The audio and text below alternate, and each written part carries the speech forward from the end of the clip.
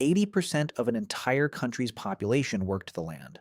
Then, in under 100 years, almost all of them were gone. Not because they wanted to leave, because they were thrown off. Imagine your family farmed the exact same fields for 6 generations. Then one day, a stranger with money and the right friends in government signs a piece of paper, and suddenly, that land isn't yours anymore. You didn't sell it. You didn't lose it in a bet. You woke up one morning and a law had quietly made you a trespasser on your own family's history. This isn't a conspiracy theory, this is recorded, documented history, and it's the exact same playbook every powerful institution still uses today, just with better PR. Here's how rural life actually worked before any of this happened. Most families didn't own big private farms. Villages ran on shared land. Common pasture where everyone grazed animals. Shared woodland where everyone gathered firewood. Nobody owned it, technically, but everybody depended on it completely. A cow on common land meant free milk and cheese. Free firewood meant free heat. Free foraging meant a diet that didn't depend entirely on money you didn't have. This system had run for centuries without collapsing. Families knew exactly which strip of land was theirs to farm, which pasture rights belonged to their household, which patch of forest their grandparents had foraged in. None of it was written down, because none of it needed to be. Everyone already knew, and that knowledge passed quietly from parent to child the way language does. It worked, and that's exactly what made it a target. Starting in the 1700s, wealthy landowners began doing something that should sound disturbingly familiar. They petitioned the government for permission to take land that didn't legally belong to them in the first place. Not really. Not in the way they were about to claim. It was called enclosure, and here's the part that should make you angry. It wasn't illegal. It was legal, because the people writing the laws were the same people who stood to profit from them. A landowner would petition Parliament for an Enclosure Act, the same Parliament made up largely of wealthy landowners. They voted, almost always in favor, to divide up common land. The richest families got the biggest shares. The families who actually depended on that land for survival got scraps, or nothing at all. This is government corruption with a paper trail, not hidden, not denied. Written into law, debated openly in Parliament, and passed by the exact people it benefited. Between 1750 and 1850 alone, there were over 5,000 separate Enclosure Acts passed through Parliament. 5,000. Each one a legal document, each one transferring land away from ordinary families and toward people who already had more than they could ever use. Let that number sit with you. 5,000 individual pieces of legislation, written one at a time, year after year, by a government that was never structurally separate from the people benefiting from the theft. Between 1750 and 1850, roughly 7 million acres of common land in England were taken this way. 7 million acres. An area larger than the entire country of Belgium. Taken from the people who used it and handed to a small number of families who already had more land than they could ever personally use in a lifetime. Losing that land wasn't symbolic. It broke people's ability to survive, and it broke it on purpose. No grazing land means no milk, no cheese. No woodland access means paying money you don't have just to stay warm through winter. No foraging rights means a diet with holes punched straight through it. A family that was poor but functional became a family that physically could not feed itself, and that transformation was not an accident. It was the entire point. Desperate people don't organize. Desperate people don't fight back. Desperate people take whatever job they're offered, no matter how bad it is, because the alternative is watching their children starve. And that's exactly what happened next. The same families who got pushed off their own land had exactly two choices left.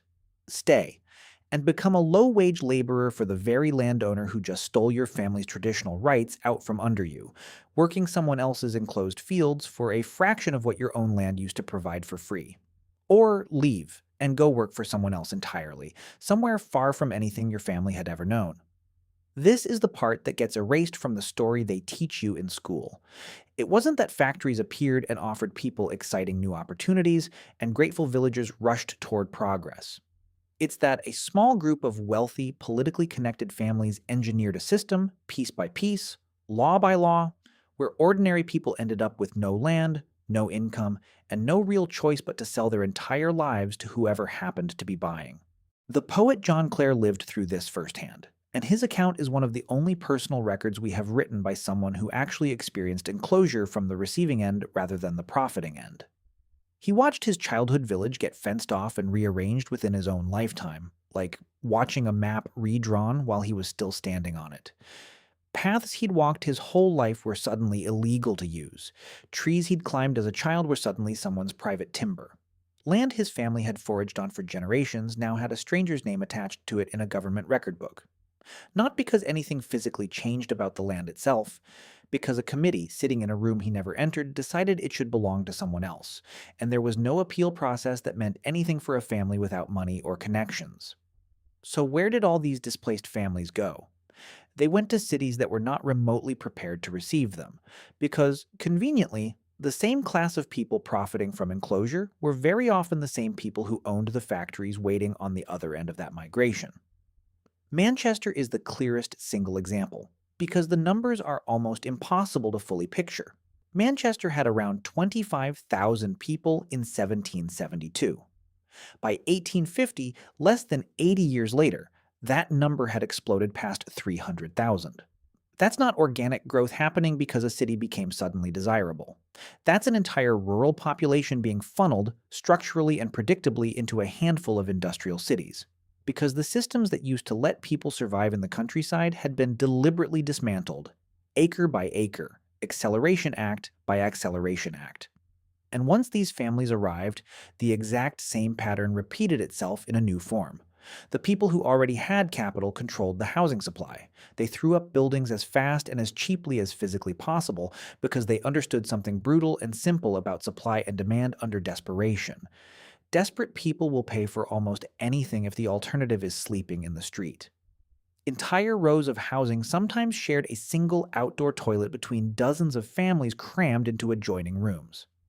Sewage frequently ran straight into the same rivers people drew their drinking water from, because fixing that would have cost the landlords money, and there was no meaningful law forcing them to spend it. Coal smoke from thousands of factory chimneys hung permanently over these industrial cities. Contemporary accounts describe people being able to taste the air on bad days, and light-colored clothing visibly graying within hours of being worn outdoors. Doctors of the period documented lung conditions in city-dwelling children at rates that would have been almost unheard of back in the villages those same families had been forced out of only years earlier. Children as young as 5 or 6 worked in the same factories as adults, small enough to crawl beneath moving machinery that adult workers physically couldn't reach, sent under the equipment to clear jams while it was still running, because a child's labor was significantly cheaper than an adult's, and nobody with actual power over factory conditions had any meaningful incentive to stop it. Parliamentary investigations from the period, the same parliament that had enabled enclosure in the first place, documented children losing fingers, hands, sometimes their lives, in factory accidents that were treated as simple, unavoidable costs of doing business. 12-hour shifts were considered completely normal across most industries. 14-hour shifts weren't unusual, especially during periods of high demand. There was no weekend the way you understand it now, no real guaranteed day of rest. There was just work for as many hours as the people who owned the factories decided to demand, because there was no meaningful regulatory law stopping them, and the people responsible for enforcing what little law did exist were drawn overwhelmingly from the same wealthy class who owned the factories in the first place. The regulators and the regulated were, functionally, the same families wearing different hats depending on which room they happened to be standing in. This is the part you need to actually sit with for a moment instead of letting it slide past. None of this happened because of some chaotic, unplanned accident of history that nobody could have predicted or controlled. It happened because a relatively small number of families controlled the land, controlled the factories that land's displaced workers were funneled into, and controlled the government that was theoretically supposed to regulate both of those things on behalf of the public. There was no meaningful structural separation between the people making the rules and the people profiting most directly from those exact rules. That wasn't a flaw in the system. That was the system, functioning exactly as it had been quietly built to function. So why did people keep moving to cities even once word got back to the countryside about how genuinely brutal conditions actually were there? Because the alternative had been deliberately engineered out of existence, piece by piece, over decades. A landless family in the countryside in 1820 had no income, no food source, and no legal claim to anything at all. One bad season, one illness, one bad harvest year for the landowner they depended on, and that meant outright starvation, with no fallback option, and nobody legally obligated to help them survive it. A family crammed into a single room in Manchester at least had a wage. Small, filthy, soaked in coal dust and exhaustion, but real and earned by several family members working simultaneously, because factory owners were perfectly happy to employ women and children alongside men for considerably less money than they paid adult male workers, which meant a desperately poor household could at least diversify its income across multiple bodies instead of depending entirely on one farmer's negotiating position with one landowner who held all the leverage. There was no real choice being exercised here, despite how the history books like to frame it. There was a slow, deliberate, multi-generational squeeze, legally engineered from the very top of society, later dressed up in textbooks as a tidy story about industrial progress and exciting new opportunity. Here's what's still true today, and this is the part that should genuinely unsettle you more than anything that's come before it. The wealth generated by this entire system, the factories, the enclosed land, the labor of millions of desperate displaced families, concentrated almost entirely among the people who already owned the land and the factories before any of this process even began. The families who lost everything in the enclosures, and the families who broke their bodies working 12 and 14-hour factory shifts for decades, almost never saw any meaningful share of that generated wealth flow back to them or to their descendants. Their grandchildren inherited the factory's pollution, the slum housing, and chronic health conditions linked directly to that pollution. The landowning family's grandchildren, meanwhile, inherited the original estates, plus the new factories, plus generations of compounding capital that the displaced family's unpaid suffering had directly financed. This is not ancient history with no relevance to the world you actually live in.